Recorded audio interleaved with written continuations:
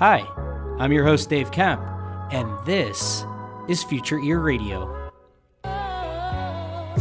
Each episode, we're breaking down one new thing, one cool new finding that's happening in the world of hearables, the world of voice technology. How are these worlds starting to intersect? How are these worlds starting to collide? What cool things are going to come from this intersection of technology? Without further ado, let's get on with the show. All right, so we are joined here today by Richard Einhorn. Richard, tell us a little bit about who you are and what you do. Sure. Basically, I have two roles that I play in the world. One is that I'm a composer and a former record producer and recording engineer. I write music, and my music gets played all over the world. The other thing that I do, and the reason why I'm here, is that I'm both a consultant and an advocate for better hearing loss technology. In 2010, I experienced a very devastating sensory neural hearing loss. I had pre-existing otosclerosis, and then in 2010, I lost the use of my right ear from sudden sensory neural hearing loss. And as a result, I literally plunged overnight into the world of hearing health technology. Because of my background in audio technology, I've owned a recording studio since I was about 15 or 16, and I've had one throughout my life. I had one in my dorm room. I had one in all my apartments, and I'm sitting in one right now. Because of this background, I realized that although hearing aids were doing me a world of good in many situations, in certain situations, I realized that there was technology that hearing aids weren't using that I could use. And I started to play around with various solutions and started to get more and more interested in the world of hearing health technology. And I started to tell people about the solutions that I was coming up to help me hear better. They told other people. And then in 2014, I formed a consulting business. And that's basically one of the main things that I've been doing ever since. No, that's awesome. Well, thank you so much for joining us today. And, the reason I wanted to bring you on, sort of as a testament to, what I love so much about this podcast is that as it's grown, I've been fortunate to sort of create, a network. And, when the news broke, what we're going to talk about today, the news around the Qualcomm and the Jacoti partnership, I had been tweeting about it. Was really, really excited. And lo and behold, Sherry Eberts, who has been on the podcast before, she sends me an email and she says, hey, Dave, I saw you tweeting about this and you might be interested in speaking with my friend, Richard Einhorn. So gave me some background on you. And I was like, yeah, that sounds amazing. I would love to have Richard come on because it sounds like you've worked pretty closely with Jacoti. You've had a relationship with them since about 2014. So just to give a little bit of context here for those that aren't aware of the news, I think it was about last week, Qualcomm announced that they are embarking on a new partnership with Jacoti. So Qualcomm being one of the lead suppliers for the computer chips that power most in-the-ear devices. I just had Nick Hunt on last week where we talked about how there's really two suppliers. There's Broadcom and there's Qualcomm, for the vast majority of chips. And so their flagship chip, the QCC 5100, which is, again, finding its way into more and more of these hearable devices, it's actually now going to have the ability for OEMs to more or less enable Jacoti's technology into it. So you almost are going to kind of see this standardization, I think, of a level of hearing augmentation for a lot of these in-the-ear devices. They're not going to have to create it from scratch. They'll be able to kind of use the out-of-the-box solution that Qualcomm has been building with Jacoti. So why don't we just kick things off by going back for you, Richard, in terms of the relationship with Jacoti. Can you just speak to how you got to know them and some of the work that you've done, dating back to 2014, and then how things have progressed all the way up to this partnership in 2020. Sure, I'm happy to. A friend of mine in the hearing loss world, lives in Silicon Valley, and he had seen a demonstration by a fellow named Jacques Kinsbergen of some very interesting iOS apps that basically put an audiologically valid pure tone average hearing test into the app, and also a another app that used the audiogram that was generated by the hearing test as the basis for an audiological fitting, an audiological level fitting. And so he said, my friend said, would you like to meet this guy? Because I know that you're interested in working, in work in solutions, consumer solutions for hearing health.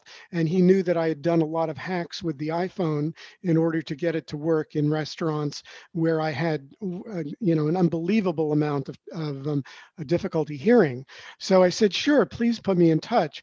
So Jacques, it turns out, lives in Antwerp, Belgium, and he and I arranged to have a meeting. And I'd say that like within 5 minutes or so, we knew immediately that we were on exactly the same wavelength. It's Both of awesome. us believed that a lot of consumer mobile devices, smartphones, earphones, earbuds, headphones, microphones that consumers could get, all of these things could be leveraged to vastly improve hearing health technology and people's access with it. And so we started to talk, and the more we talked, the more we realized that we might have some kind of business relationship together. Jacques flew me over to Europe, where I met the entire company. I immediately just loved everybody. I loved the energy, and we were talking again exactly the same language in terms of the consumerization of hearing health. And so we agreed to work together. That I would be hired as a consultant for them, and I would say that with almost without exception since 2014, nearly every week I've done at least some work for the company. That's awesome. Okay, Yeah. so 2014, you sort of, you identify this awesome, you know, group of people that are thinking along the same lines as you. So you mentioned, this thought that you had around the consumerization of hearing health. Mhm. What were these conversations like that were so sort of prolific in your mind, where you said, "Wow, these people are on the same wavelength as me"? I mean, what was it in your mind back then that you felt was lacking in the market that could be created? That's a great question. My feeling, and I want to preface my opinions here as saying that they are my opinions. I'm not an audiologist, but I have immense respect for audiologists and their trainings. I have in my on my shelves several audiology textbooks, and I've tried to read them, and they're amazing and wonderful.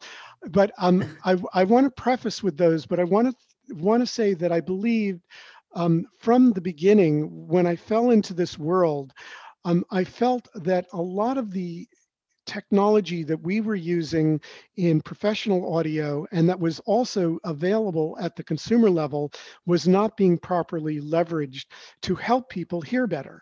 A perfect example is a smartphone. Particularly in when I began, it was the iPhone, but now Android phones have caught up to the iPhone in terms of audio capability. But a smartphone has really good audio specifications, and so do the typical headphones and earbuds that came with it. And it also has a pretty good microphone. And what you have in your hands, if it's leveraged properly, could be an excellent portable amplifier that could be used there. What you also have inside of a smartphone is the possibility for advanced digital audio signal processing. As a matter of fact, in my business, which is music, and I do a lot with computer music and electronic music, you have all the things that you need in order to do a lot of very sophisticated signal processing just literally in your pocket. So why isn't this being utilized? Jacques had developed with some brilliant absolutely brilliant engineers from Barcelona, had developed some really, really fascinating apps that answered that question. Why aren't they being utilized? Among those apps, and these were all for iOS because at the time that platform was a little bit more congenial for audio, for advanced audio technology. Um, One of those apps was a literally an empirically valid pure tone average hearing test. It uses two tones, a high tone, a pair of two tones, a high tone and a low tone, and then it goes. Then you respond when you hear those tones. Then it goes on to another pair of high tone of high and low tones, et cetera, and it created an audiogram that was nearly identical, if not identical, to my quote official audiogram. And this was being done with an iPhone, with Apple earbuds, et cetera. It was just remarkable. Um, and then the other software that they created for the iPhone, the other app they created was an app which took that audiogram or took an audiogram that you entered, a quote unquote professional audiogram, took either of these audiograms and um, generated a hearing fitting that was based on audiological hearing fittings like NAL, NL2. And you could then use your iPhone. It literally, when you use that app, which was called Listen app, you could use the iPhone with a hearing loss compensation fitting algorithm in order to hear the world. And so I would take my hearing aids out when I would go to a restaurant.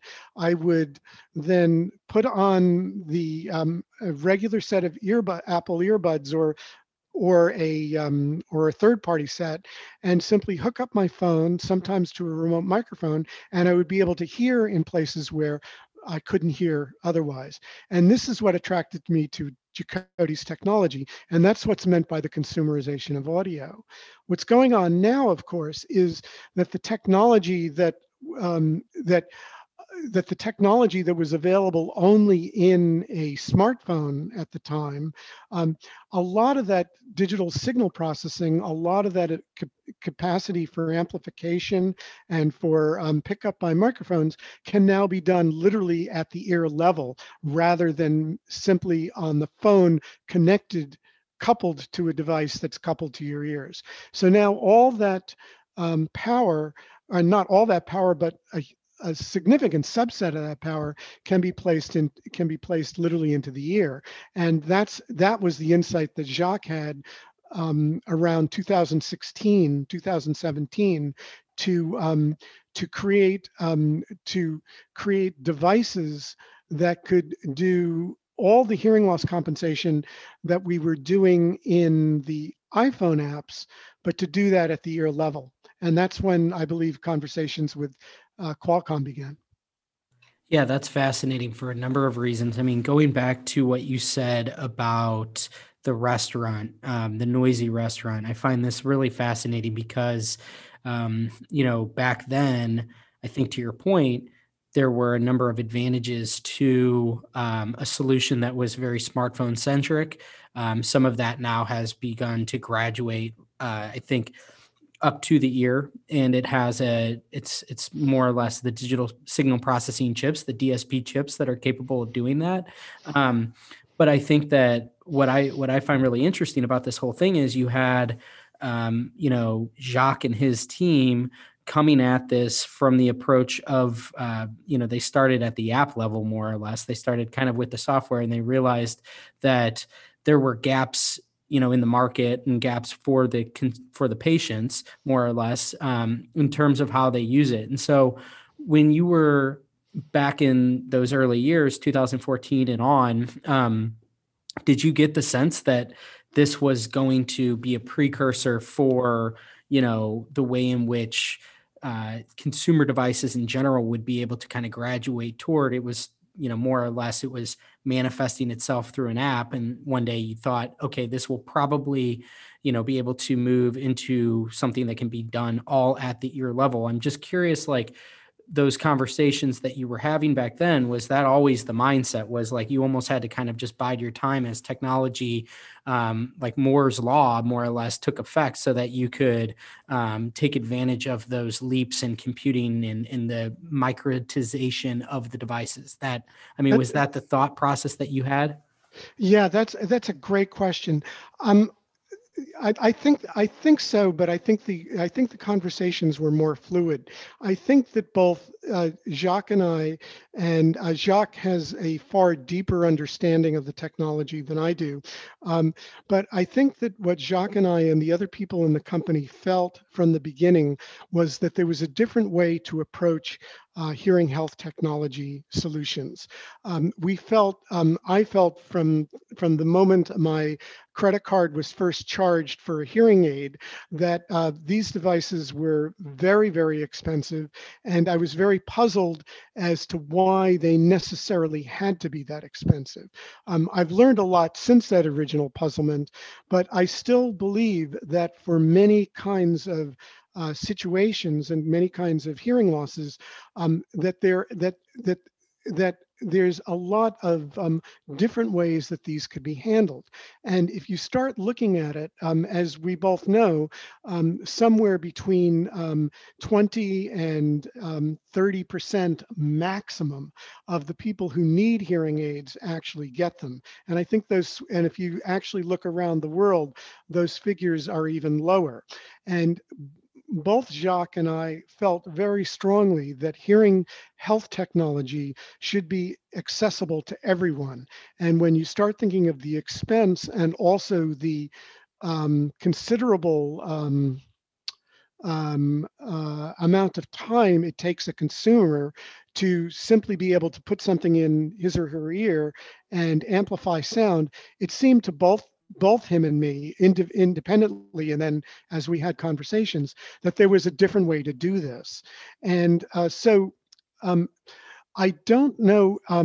I always had in mind, almost from 2000 from from the moment I developed hearing loss, I always had in mind that there should be a class of devices that could be available over the counter for people with milder hearing issues, and that some devices like that could be very, very useful and could serve as a bridge for those people with progressive hearing loss Mhm. towards ultimately a more, a more involved, fine-tuned adjustment kind of experience. I always felt that there wasn't a fine line between clinical hearing loss and simply situational problems in hearing. I felt that there was always room for amplification, amplification products that could ultimately be customized and then customized further, and then ultimately, if one is unfortunate enough to develop a clinical level of hearing loss, of severe hearing loss, ultimately be completely curated by a highly trained professional. So we batted around many ideas, and then Jacques had what I think is quite an extraordinary insight, in which he said this has to be at the operating system level.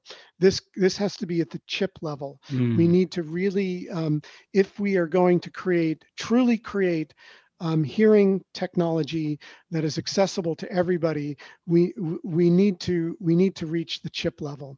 And I believe that's when conversations with Qualcomm began. Yeah, that's so interesting. Like when you talk about the chip level, because I think that, you know, I think this is starting to become apparent. I've been talking about this for a few years. Is like the significance of being that deeply integrated. It enables a level of standardization that you don't see elsewhere. And a perfect example of this is what we're seeing right now with active noise cancellation. Just about every new device, it's about $100 or more, that's coming out in the market, they have active noise cancellation. And if you look, almost all of them are powered by the Qualcomm QCC 5100. And it wasn't long ago that Qualcomm announced that they were basically going to enable active noise cancellation for that type of chip. It was going to be like an add-on, kind of think of it like that. And so we're seeing the same thing now. And this is what's so exciting about this partnership is that, we've been hearing about the OTC, legislation. Right. And, to your point, I'm in full agreement with you. I think that we need an equivalent to cheaters in this industry.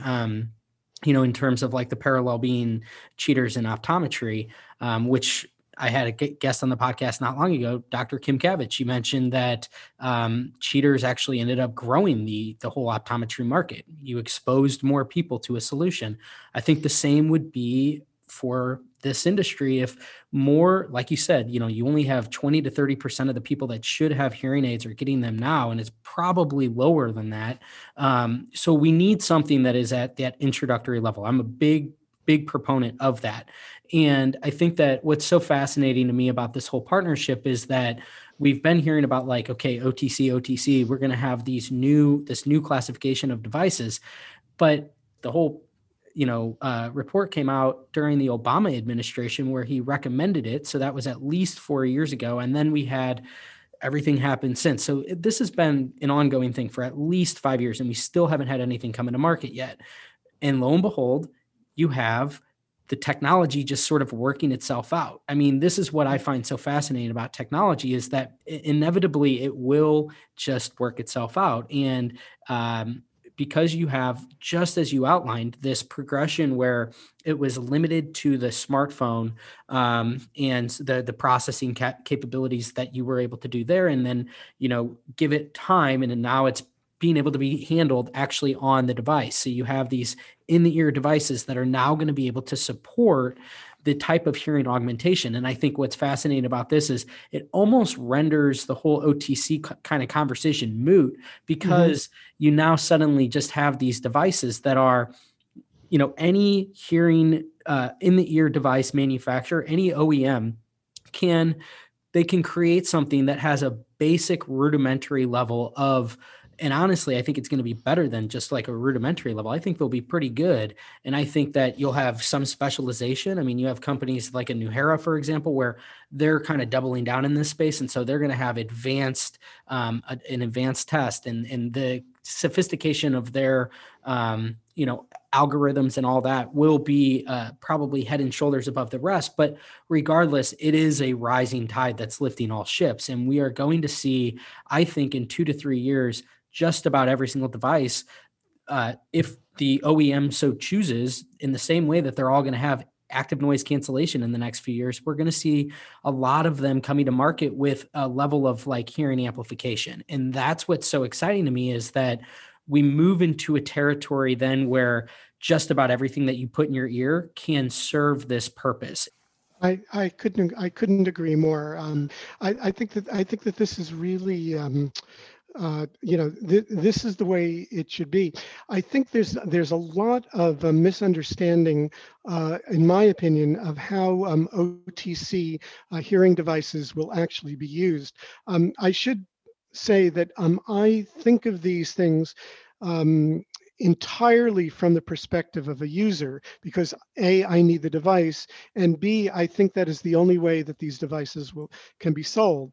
Yeah. And when you think about it, if you have somebody who has my level of hearing loss, which is officially a moderate to moderate severe hearing loss, bordering on the severe. If you have somebody with my level of hearing loss, the recommendation from audiologists is quite rightly to take your shower, put your hearing aids in, take them out if you go swimming, but otherwise leave them in until you go to bed at night. Okay, Mm-hmm. and that is 100% the way it should be. But now think about if you have a mild to moderate hearing loss. Yeah. Are you necessarily needing to have things in your ears the entire time? And the answer is often, because I've had milder hearing losses, often no. Mm-hmm. You don't need them in your ear all the time. Um, However, in addition to that, you want, many people today want a device they can stick in their ear for quote unquote lifestyle reasons, in order to listen to music, to podcasts, to Hmm. take video calls. So the hearing aid quote unquote functionality of these devices is one part of a larger feature set, which is primarily consumer. And the situational live ambience amplification portion of an over-the-counter hearing device, and let me switch terminology and say an over-the-counter hearing aid, will Hmm. be situational. It will be used for only a few hours a day at most, and used only in specific places where you're going to need it. So when you think about it that way, do you need a $6,000 pair of hearing instruments? Do you even need $1,000 pair of hearing instruments for something that you're going to be using mostly for lifestyle connectivity? And Yes. this is where it goes. If you have a multitasking device that's in your ears that gives you the joy of music. You say you have a mild hearing problems, and you have something that provides you the joy of music, gives you podcasts, gives you audio books, et cetera, et cetera, et cetera. And then when you need it in a restaurant, or maybe even at a business meeting or in a classroom, when you need a little bit of extra zets, boop, you just flip on the hearing aid functionality, or call it transparency mode, or call it headphone accommodations. I don't care what you call it, but Hmm. whatever you do call it, you just flip it on, boom, you have that, and then you turn it back off again, and it goes back there. That's the consumerization of hearing technology, an affordable multitasking device that's in your ears, that can help you in the situations that you need it, suitable for mild to moderate hearing loss at most.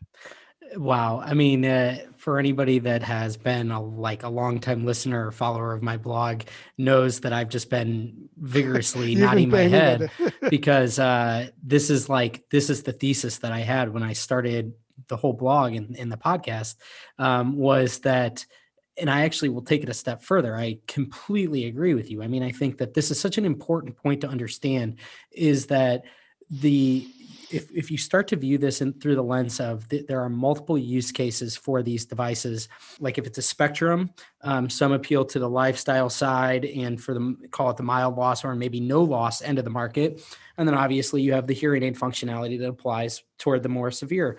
But I think what again is even another point to this is that when you have 100 million pairs of AirPods out in circulation, it does two things. First of all, it normalizes the fact that people have things in their ears, right? So that's going to kill Exactly. stigma. I am a adamant believer that the way that stigma will actually eventually just die is that we're all going to walk around with things in and around our ears for extended periods of time. So that's the first thing. The second thing that it does is it encourages developers, designers, the whole app economy to start building applications for our ears. We're actually in the process of seeing this happen now in real time.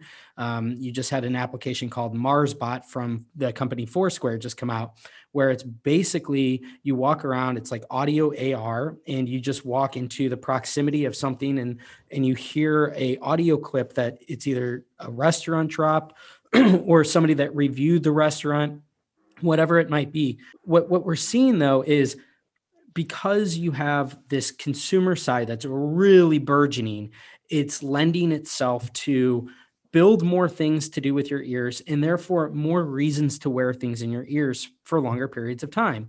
And all of this sort of creates this virtuous cycle, these network effects, more or less, for people to wear things in their ears for different reasons. And I think that's extremely important to point out when we are talking about a very prevalent problem with hearing loss, that you can't get people to wear the solutions. And there are multiple reasons why you can't get them to wear it. They're too expensive, they're not accessible, there's a negative stigma associated with them. So what we're seeing, I really think, is through a combination of the, these partnerships like Jacoti and Qualcomm embedding this, it's going to take Hmm. care of the accessibility issue. It's going to become just a whole lot easier to get something on the milder end.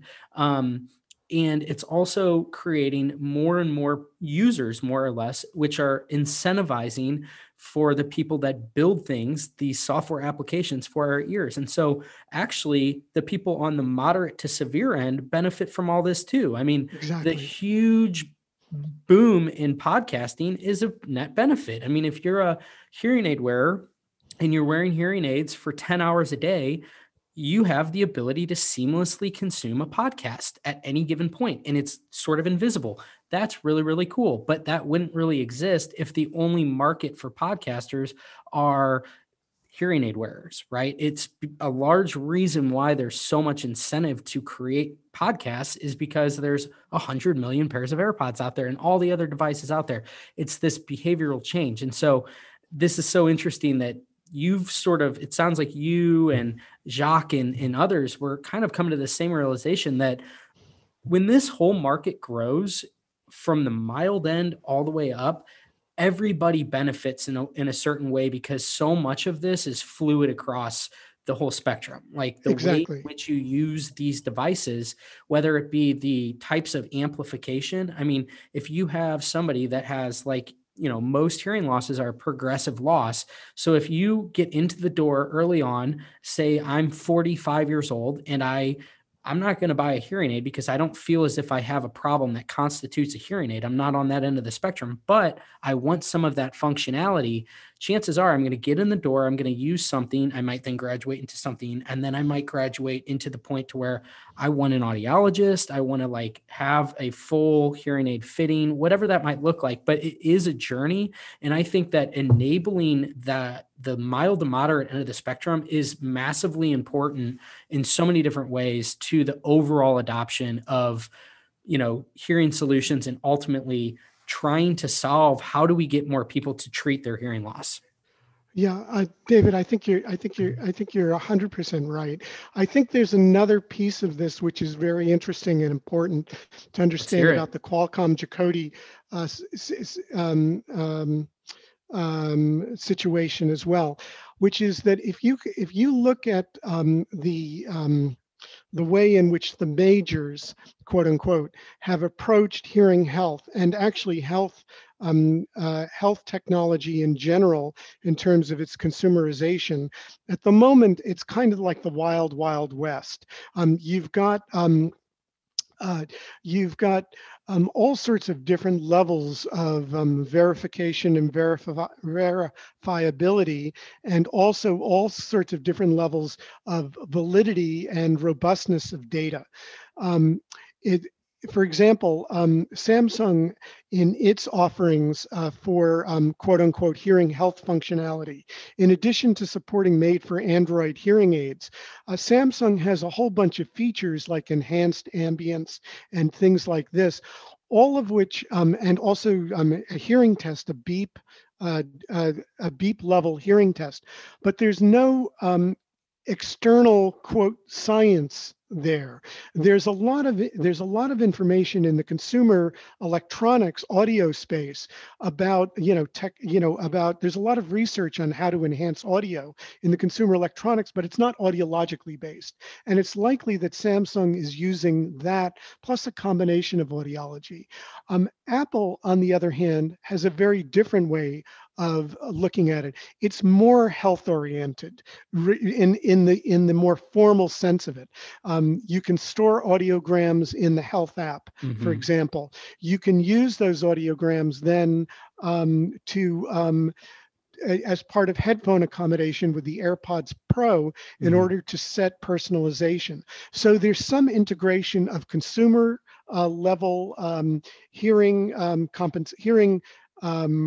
hearing enhancement and hearing health things. What's interesting about the Jacoti Qualcomm collaboration is that Jacoti has a QMS level medical system. They've registered Listen app, the iOS app, with the FDA as a medical hearing device. Okay. So, and what you have is audiograms that are empirically valid.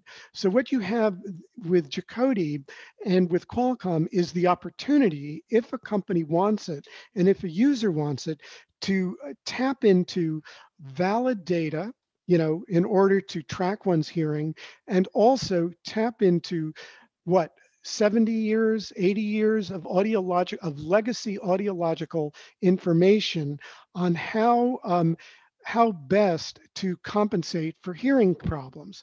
So this is a new level of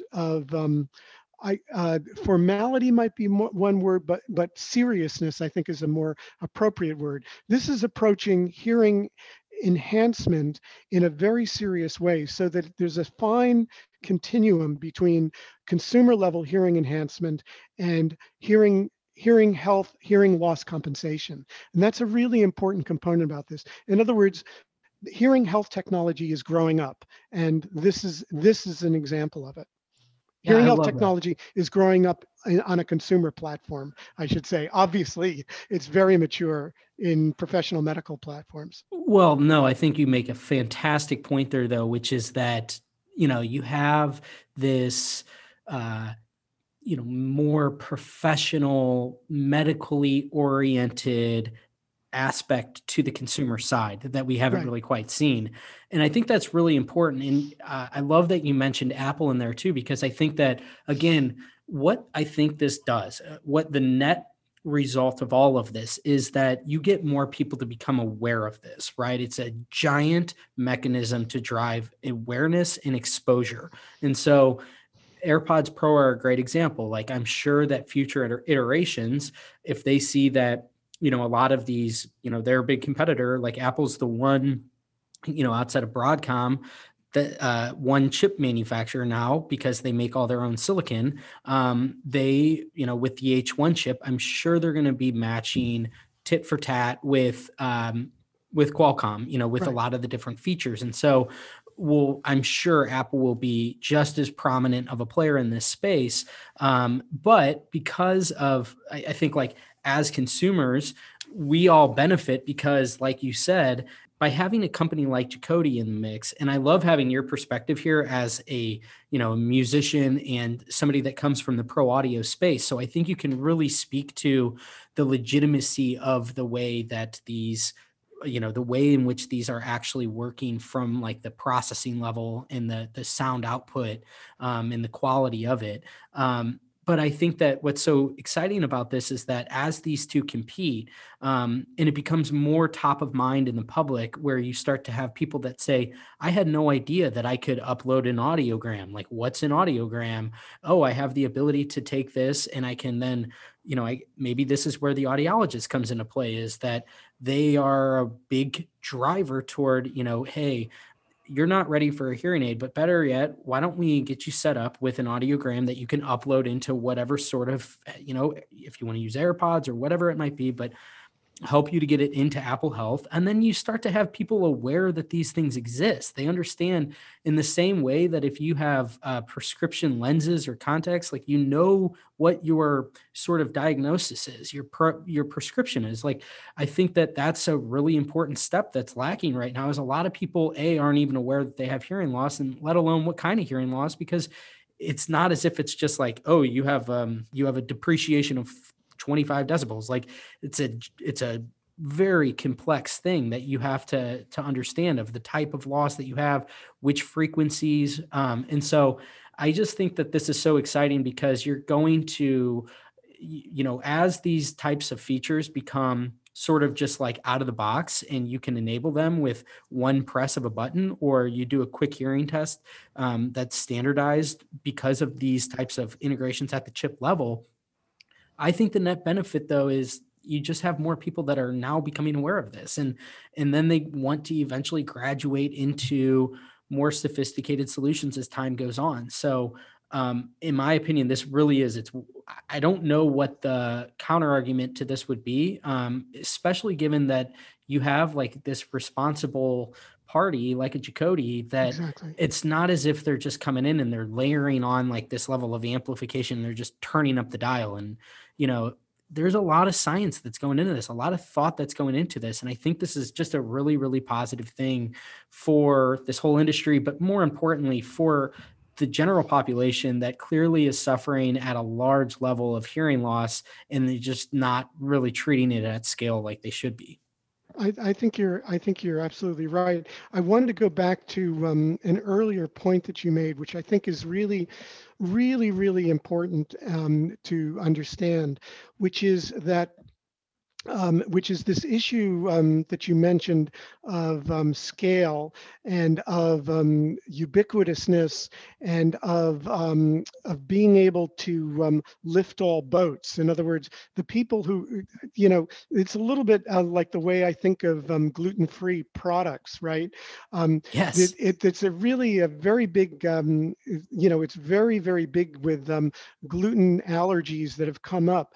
And so there's a plethora of gluten-free products around. And the people who benefit the most, of course, are the people with celiac disease, because now they can have a 100%.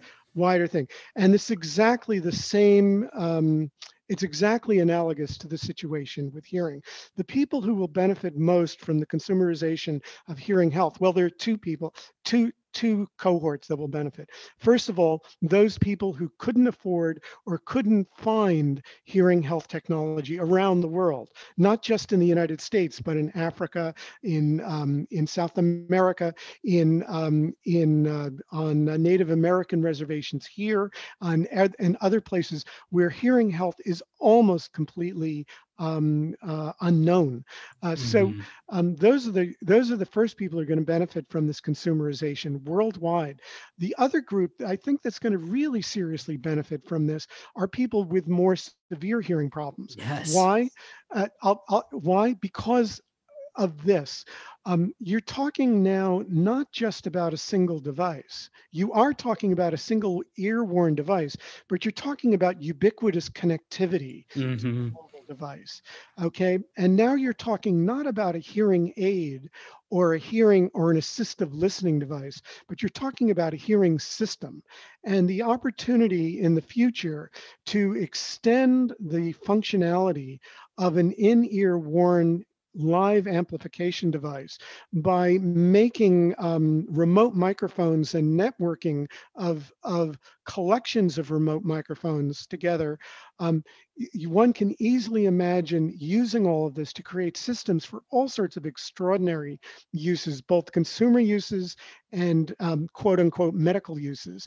A consumer use might be to have fun at a bar, for example, with everybody with microphones with their in-ear devices and microphones all spread out around the place playing some sort of a game. But a consumer use is everybody sits down with an in-ear over-the-counter hearing device, sits down, puts their mobile phone on the table. Those microphones are all interconnected automatically on a friend's network. And now you're talking about really serious transformative hearing assistance in a social environment that almost everybody I know, including myself, who has a hearing loss, struggles mightily with.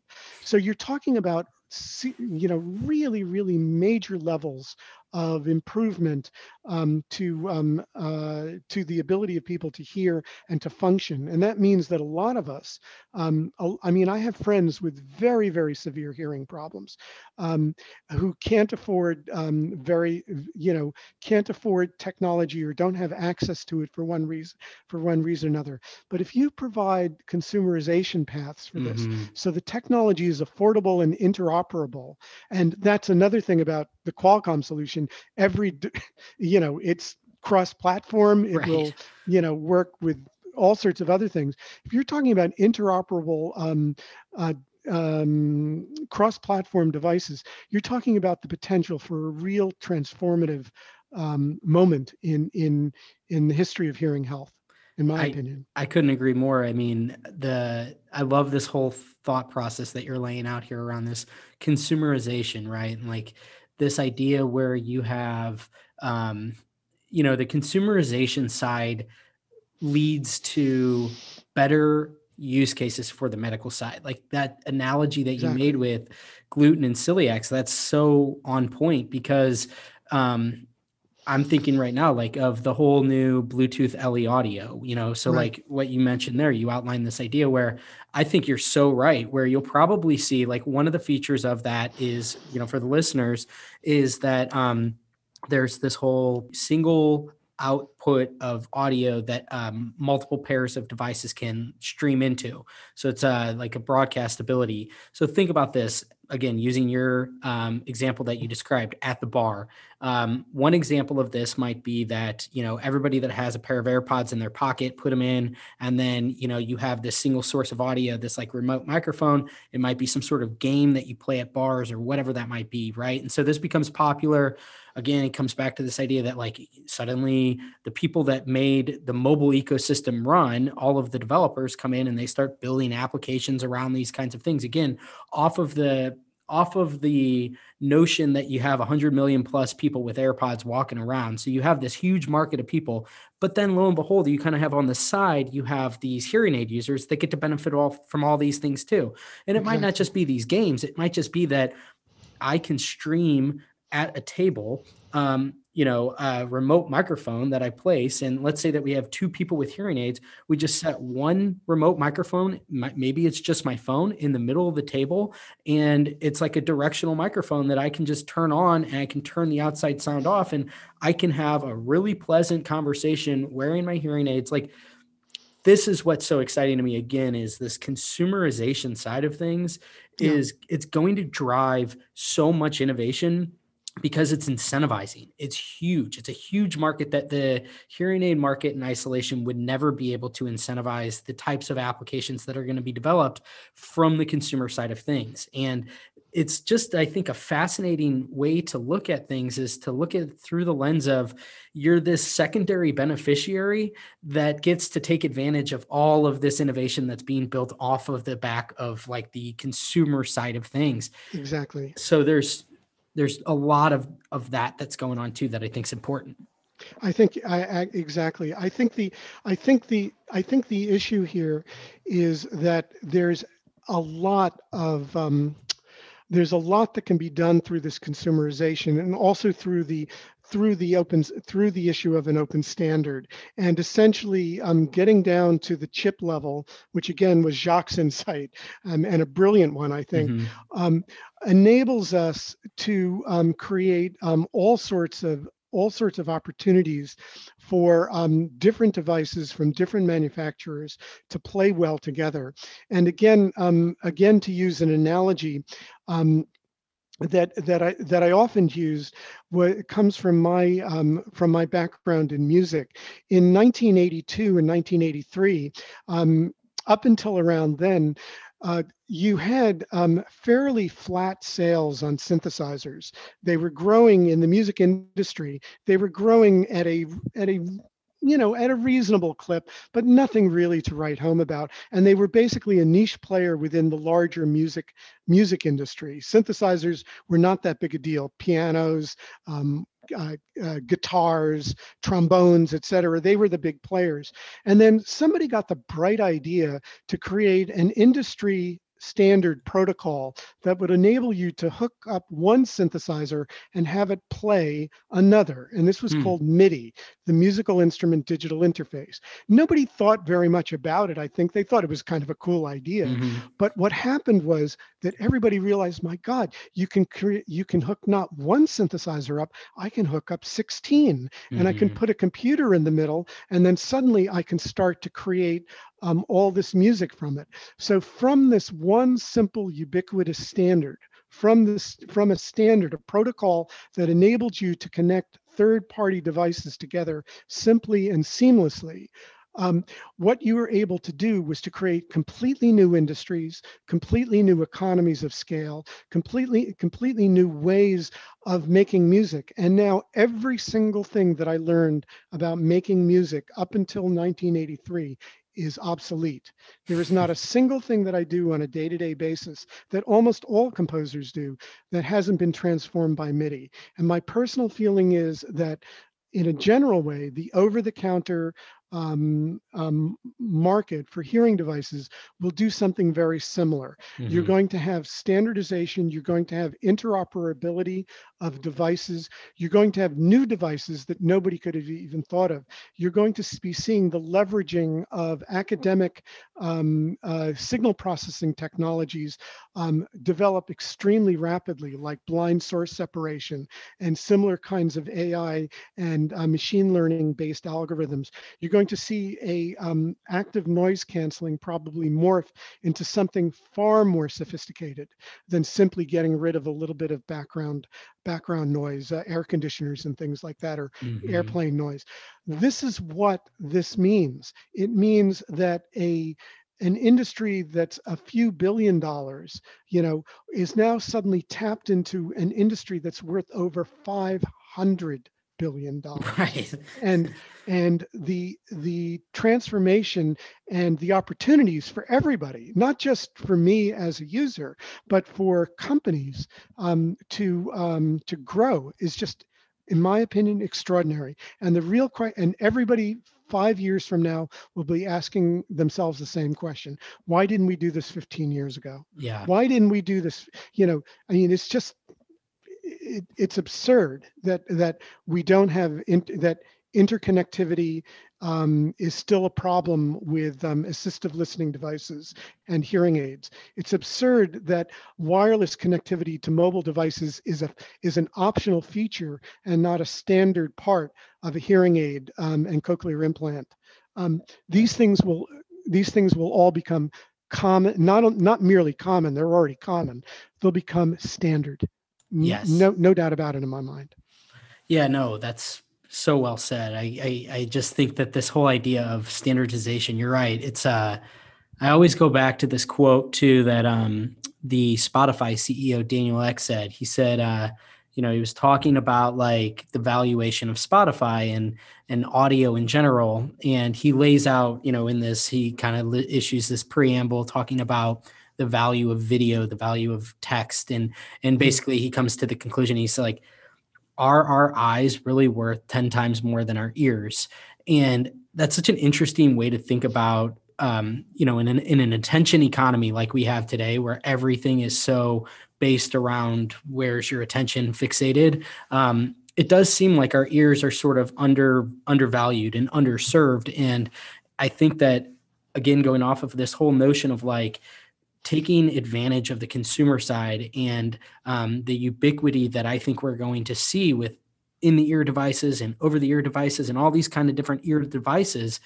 You look at a lot of these other external trends. Microphones are getting way cheaper and way smaller and way more powerful. Speakers are getting, it's like all of the little components that go inside of these devices are becoming more and more miniaturized. A lot of the sensors, the machine learning algorithms, the data science that resides behind it to make sense of all this becoming so much more sophisticated.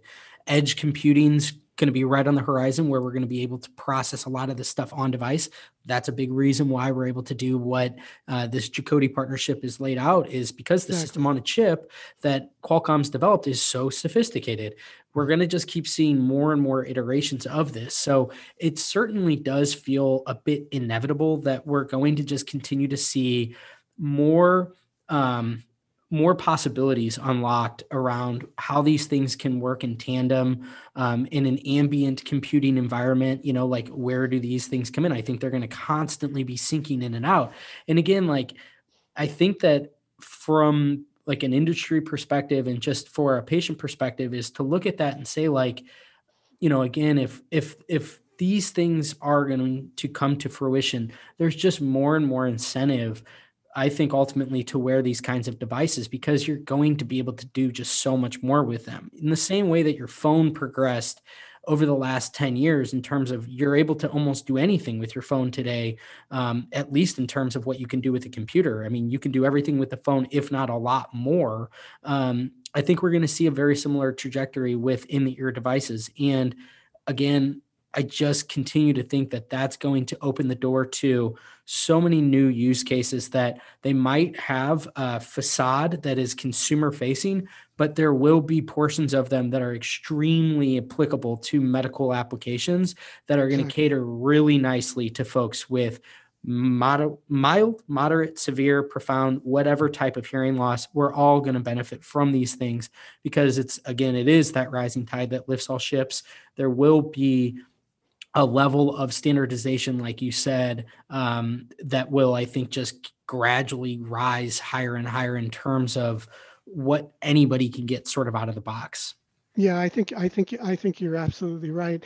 I think the main thing here is that um, there's a lot of concern I know in the audiology industry and in the uh, uh, hearing aid industry that this is going to eat into sales. My personal feeling is that there were definitely going to be changes, and there are Yes. definitely going to be things that are going to be different.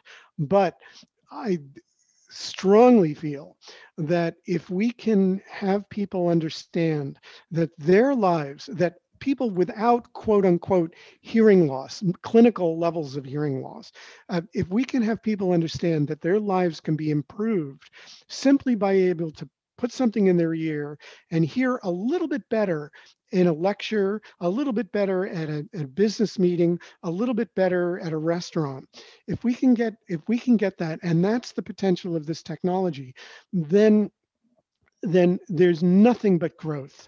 There's nothing but growth there. And I'm pretty darn sure we can do that because there's data that supports the fact that if you create a better signal to noise ratio, for example, in a lecture hall, the people who have access to that better signal to noise ratio understand better and retain more information. So why wouldn't a student, if she had access to technology that could clean up the sound and amplify it, why wouldn't she use that if she wanted to get ahead in a lecture? Of course she would. And so the more people understand this, the more people will adopt this technology.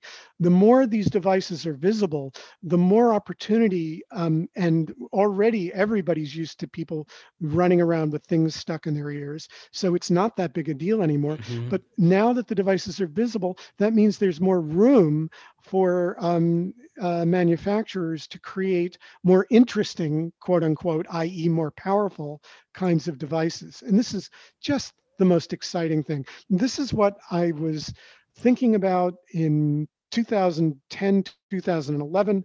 This is why when Jacques had been thinking about this and in his own much more sophisticated way at around the same time.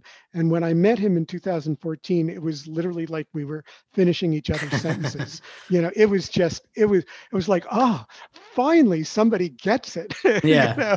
and it was really exciting. I didn't know you, but if I had, I'm sure we would have had that conversation back then too.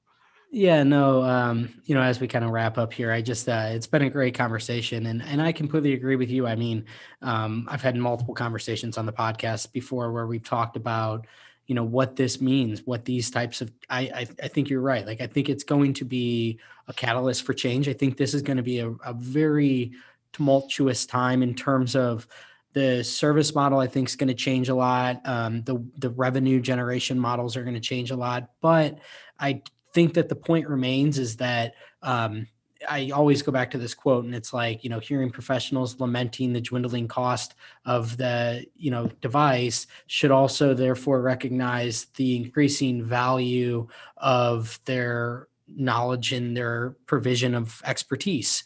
And that's so spot on. It's like, yeah, like you're probably going to see the margins of the devices get slashed inevitably because you're going to just see more and more, you know, entrance into the market, and there's going to be a lot of external, pressure on the top that's just going to push itself down. But because you're going to have this, you're going to see this massive expansion in the market, and so I think that those that will succeed from the professional side of things will be those that are willing to adapt to this. And it's going to require a rethink in terms of how do you service potentially 10 times more of the patients that you had seen before. You have to readjust you have to recalibrate the whole way that you deliver service. But that's not to say that it's like impossible to do. In fact, it might be a really good thing, in terms of how you can go about repositioning everything. And repositioning your whole value proposition. So it's not very device oriented, it's more service oriented.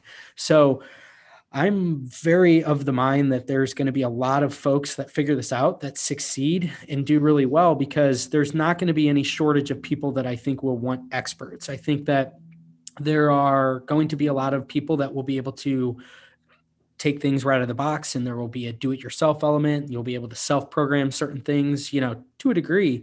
But I think at a certain point, it does become a thing where the opportunity for the professional is, and all the hearing aid manufacturers is like, you have this more sophisticated solution, but you have to make people aware that like this is a journey. And so I think this is like where the whole rubber will meet the road, is figuring out where do you fit into this process, and at what point can you sort of insert yourself into the conversation so that it makes sense from a revenue standpoint. You're not just spinning your wheels over a subset of patients that aren't quite ready for you yet, but also finding that happy medium to where you do make that introduction and you establish that relationship so that when they are ready to buy something maybe more sophisticated, or maybe they just want to consult with you and they want you to help guide them through this lifelong process that is their hearing loss, to help Right. match them to their solutions. I mean, so much of what we talked about today, a common denominator is complexity. I think that there's so much complexity that is going to enter the market in terms of this solution does this and this solution does that. I mean, your eyes can go crossed. And so by being an expert in all these different things and helping people to, really make it digestible for them to understand, like, okay, here's where I am, here's some options that match what I need, and we'll monitor my progress. And this will be, the expert that I have throughout my life to help guide me along this journey. So that's just a really long-winded way of me saying that I think there's a lot of opportunity, but it will all probably be very, very much centered around how willing are you to change. And I think those that are willing to change are going to do really, really well in the coming years, because I think it's going to lend itself to people that have these types of really, really knowledgeable backgrounds in the physiology and the actual science of all of this, that can lend their expertise to, any type of patient that is wherever they are in their journey. Yeah, I think it's true. I think that people will need. I think that audiologists and people that work with people with hearing loss are going to need to change. This is all I can say is that, as I mentioned, everything that I learned back when I began my career in music has changed. We all go through this. Every single Yes, person goes through it. I just want to reiterate the respect I have for audiologists and same. their knowledge and their passion and their commitment to patients is I'm second to none in this. I think that they do. The audiologists I've worked with have to a person been wonderful and dedicated to helping me.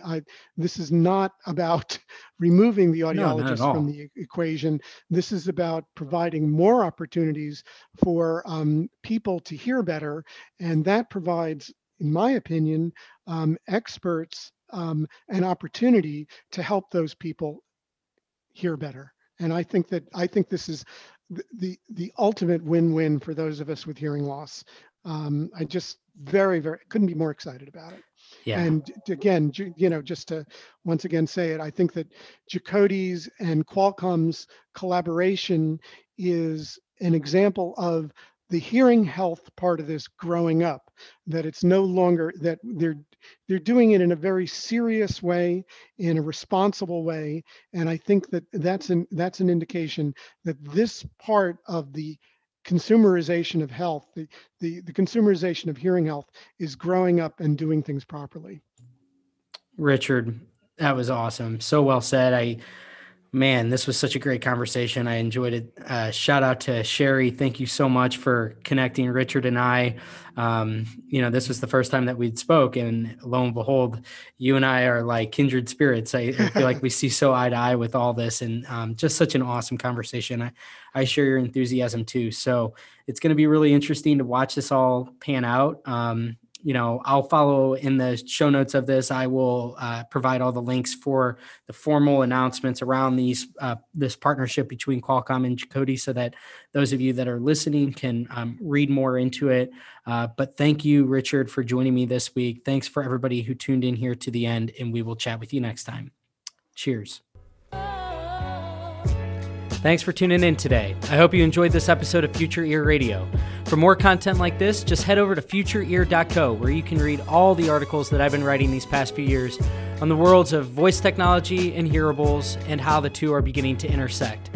Thanks for tuning in, and I'll chat with you next time.